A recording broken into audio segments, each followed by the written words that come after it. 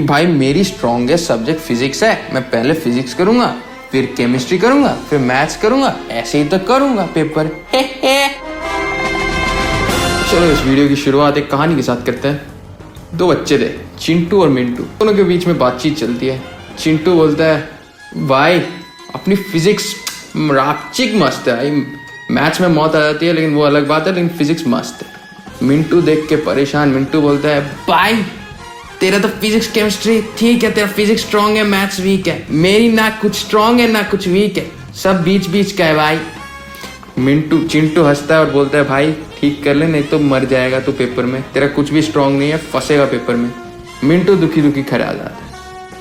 अगले दिन पेपर होता है 300 मार्क्स का। चिंटू भाई की सरप्राइजिंगली 120 आती है और मिंटू भाई की 180। मिंटू भाई पागल, ओए हे मेरे ज्यादा आ गए भाई, मिड थे फिर भी तेरे से ज्यादा शर्म कर ले। चिंटू भी हैरान, मिंटू भी हैरान, कैसे हो गया ये सब, लेकिन मैं ना हैरान क्योंकि मुझे पता था क्या हुआ।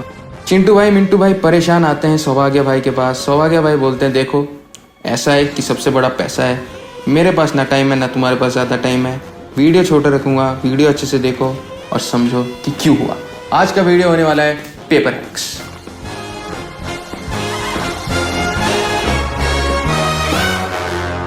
तो पहले ही टिप में स्टार्ट करता हूँ चिंटू मिंटू की कहानी के साथ। चिंटू भाई की इतनी बैंड क्यों बजी, चलो मैं समझाता हूँ। चिंटू भाई थे, वो फिजिक्स के बहुत स्ट्रांग थे, वो फिजिक्स के भरोसे पेपर देने गए। मैथ्स बिल्कुल उनकी मरी हुई, पेपर में फिजिक्स आ गया बिल्कुल खतरनाक कमर तोड़। अब इतनी मुश्किल फिजिक्स आ गई कि चिंटू भाई क्या, फिजिक्स का टॉपर भी फिजिक्स का पूरा पेपर अच्छे से नहीं कर पाया। तो चिंटू भाई क्या ही थे, चिंटू ही थे, लेकिन मैथ्स भी उनकी मरी हुई थी तो मैथ्स भी नहीं कर पाए, जबकि मैथ्स फुद्दू था।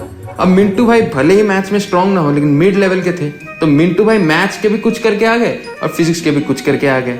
अब चिंटू भाई फिजिक्स में डूब गए, मैथ्स में भी डूब गए, लेकिन मिंटू भाई बच गए। तो इससे क्या सीख मिलती है कि भाई एक सब्जेक्ट के भरोसे रहोगे तो मर जाओ। मानता हूं कि एक सब्जेक्ट स्ट्रांग होना बहुत अच्छी बात है, लेकिन बाकी सब्जेक्ट को भी एक लेवल तक रख लेना, नहीं तो मर जाओ, अगर तुम्हें अच्छी रैंक चाहिए तो।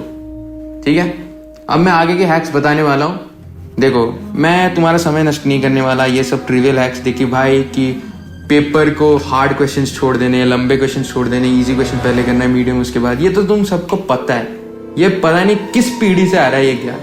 आज कुछ नया बता। तुम साधारण तौर पे क्या करोगे, एक नमूना बच्चा क्या करेगा कि भाई मेरी स्ट्रॉन्गेस्ट सब्जेक्ट फिजिक्स है, मैं पहले फिजिक्स करूंगा, फिर केमिस्ट्री करूंगा, फिर मैथ्स करूंगा, ऐसे ही तो करूंगा पेपर।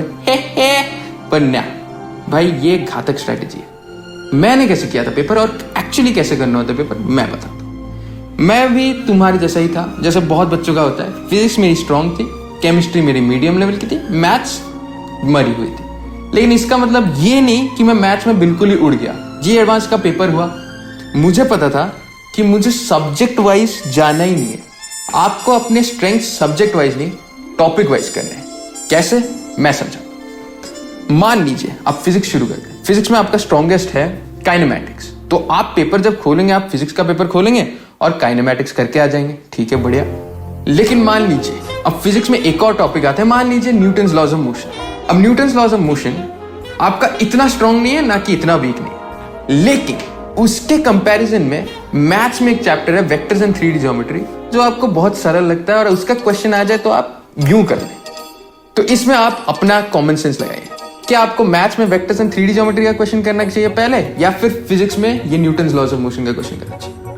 जवाब आपको ही पता है। तो इसका मतलब अगर मैं 3 सब्जेक्ट्स में एक एक चैप्टर ले लूं, फिजिक्स में काइनेमैटिक्स मेरा स्ट्रॉन्गेस्ट, मैथ्स में भले ही मैं मैथ्स में वीक हूं लेकिन वेक्टर्स एंड 3D ज्योमेट्री मेरा बहुत स्ट्रॉन्ग है, और केमिस्ट्री में भी केमिकल काइनेटिक्स मेरा बहुत स्ट्रॉन्ग है। तो मैं क्या करूंगा, फिजिक्स मेरी स्ट्रॉन्गेस्ट चैप्टर का स्ट्रॉन्गेस्ट टॉपिक काइनेमैटिक्स कर दिया। केमिस्ट्री मेरा सेकंड स्ट्रॉन्गेस्ट चैप्टर का स्ट्रॉन्गेस्ट टॉपिक क्या है, केमिकल काइनेटिक्स, वो कर दूंगा। फिर मैथ्स मेरी वीकेस्ट चैप्टर, लेकिन उसका स्ट्रॉन्गेस्ट टॉपिक मेरे पास है वेक्टर्स एंड 3D ज्योमेट्री, तो मैं वेक्टर्स एंड 3D ज्योमेट्री। ये नहीं कि फिजिक्स के ही तीनों सवाल कर दूं। ऐसे क्या होगा, आपका माइंड भी थकेगा नहीं और आपके स्कोर करने के चांसेस बेटर। ये है टिप।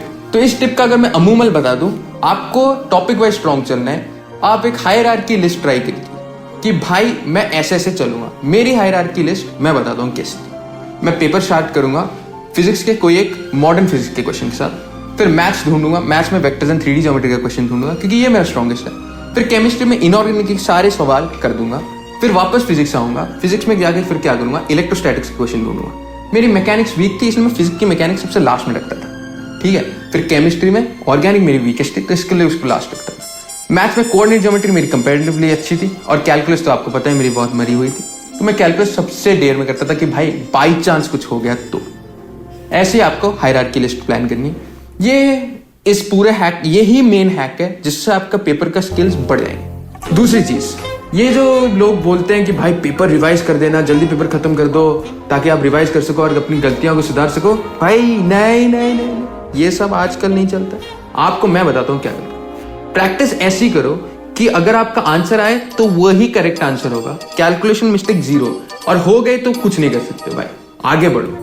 तुम्हें क्वेश्चंस ऐसे नहीं करने के भाई मैं इस क्वेश्चन पे 5 मिनट देके अपनी आंसर को बिल्कुल करेक्ट इंश्योर करो, इसमें टाइम वेस्ट मत करो। उतनी प्रैक्टिस रखो कि आपका जो आंसर आए वो सही आए, और ना आते तो ना आए। आपको एक बार ही करना है और रिवाइज कुछ नहीं करना, ये टाइम वेस्ट बिल्कुल नहीं करना। ये दूसरी टिप। तीसरी टिप, भाई पेपर में पैनिक बिल्कुल ही नहीं करना। 10 मिनट वेस्ट होने ही होने, आपके पहले 10 मिनट में सवाल नहीं बनेंगे अगर आप पैनिक करोगे, कोई दिक्कत नहीं। 2 hours 50 minutes enough for the paper, आपको डरना नहीं। टाइम आपके पास बहुत होगा, आपको भी पता है आपको कैसे प्रोसीड करना है। स्ट्रॉन्गेस्ट सब्जेक्ट का स्ट्रॉन्गेस्ट टॉपिक और अपने हायरार्की लिस्ट को ध्यान में रखते हुए क्वेश्चन करना है। ये सब मेरी हैक्स थी। बाकी आपको तो भाई यूट्यूब पे बहुत सारा ज्ञान है, वो बाकी हैक्स का वो आप सबको पता ही होगा अभी तक। ये मेन हैक थी, और मिलते हैं अगले वीडियो में। अब मेरा भी भाई टाइम आ गया है कॉन्टेस्ट देने के लिए, आप भी पढ़ाई कीजिए, ज्यादा समय नष्ट मत कीजिए। जल्दी मिलते हैं, बाय बाय।